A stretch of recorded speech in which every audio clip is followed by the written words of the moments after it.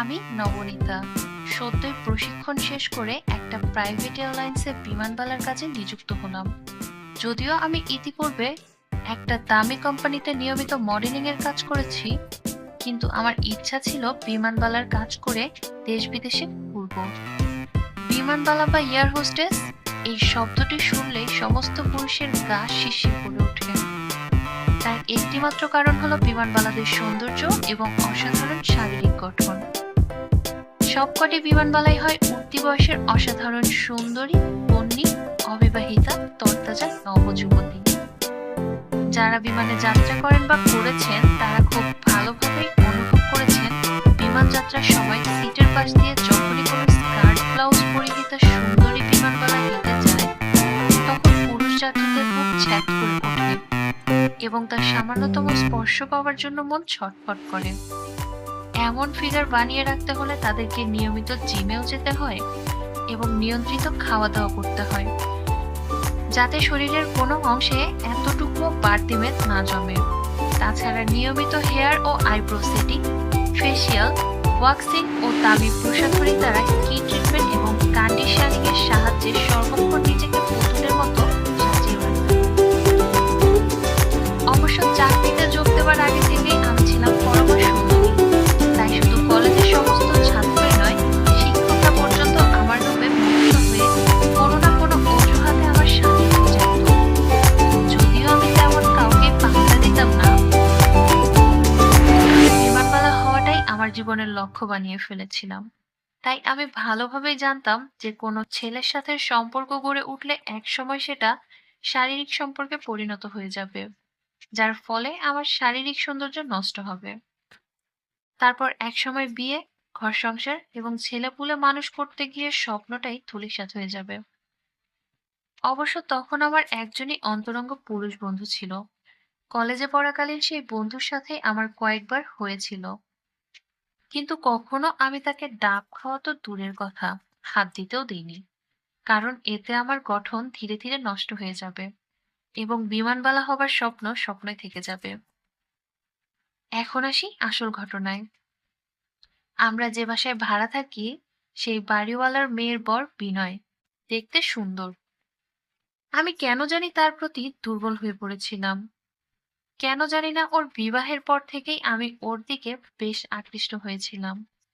আমার ডিউটি না থাকাকালীন ও শ্বশুরবাড়ি আসলেই আমি ওর সাথে দেখা করতে অবশ্যই যেতাম এবং অনেকক্ষণ কথা বলতাম।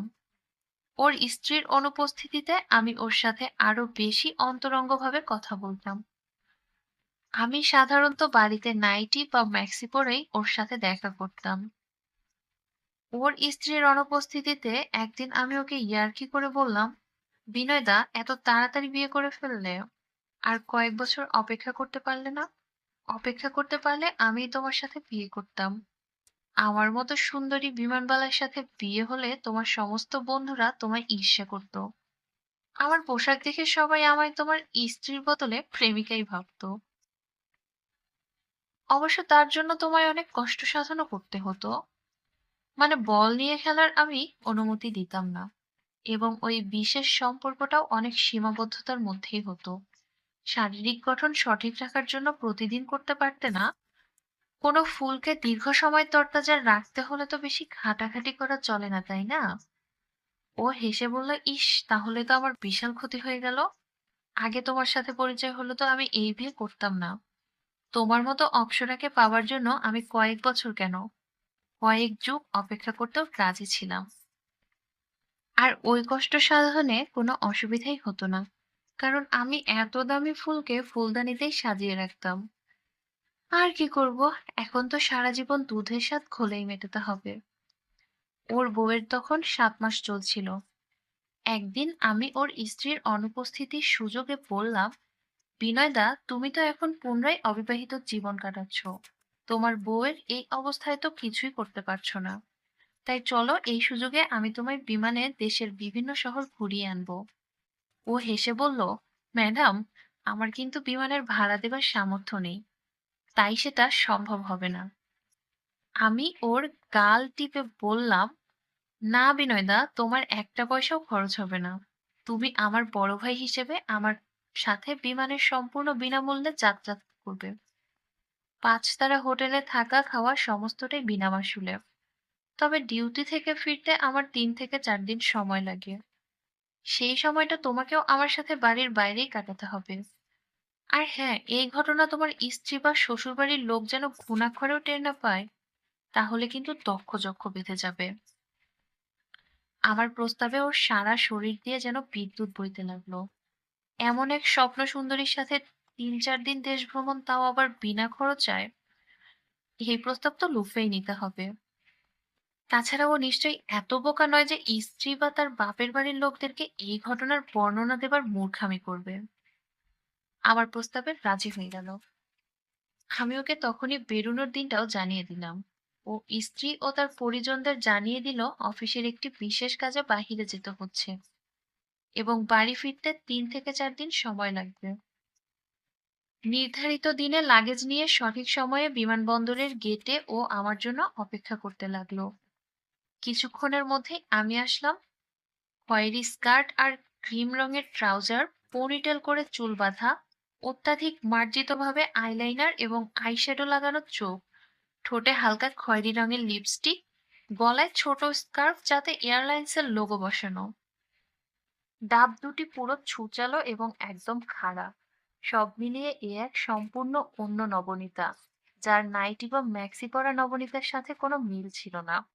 ও আমাকে দেখেই আমি এগিয়ে গিয়ে ওর সাথে করমর্দন করে মুচকি হেসে ইয়ার্কি করে বললাম, mister Binoy, myself miss Nabanita, air hostess and your tour companion. How can I serve you, sir? ও কি বলবে ভেবে পাচ্ছিল না। তাই আমি হেসে বললাম, কি গো বিনয়দা, চিনতে পারছো না? আমি সমগ্র যাত্রাকালীন তোমার ছোট বোন নবনীতা। অবশ্য তুমি চিনবেই বা কি করে? তোমার দৃষ্টি তো আমার মুখের দিকে না হয়ে আমার বুকের উপরেই আটকে আছে। ছোট বোনের উন্নত বক্ষস্থলের দিকে এভাবে লোলুপ দৃষ্টিতে চেয়ে থাকতে তোমার লজ্জা করছে না?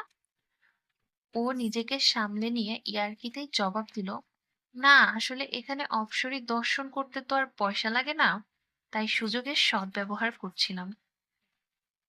তবে এখন তো আমার রূপসী কনিষ্ঠা ভগিনীকে পেয়ে গেছি, এখন শুধু তার দিকেই তাকিয়ে থাকবো। আমি ওকে সাথে নিয়ে ভিতরে ঢুকে গেলাম। বিমানে যাত্রী ওঠার আগে আমাদের করণীয় কিছু কাজের জন্য আমি ওকে নিয়ে সোজাসুজি বিমানের ভিতর ঢুকে গেলাম এবং জানলার ধারে একটা ফাঁকা সিটে ওকে বসিয়ে দিলাম।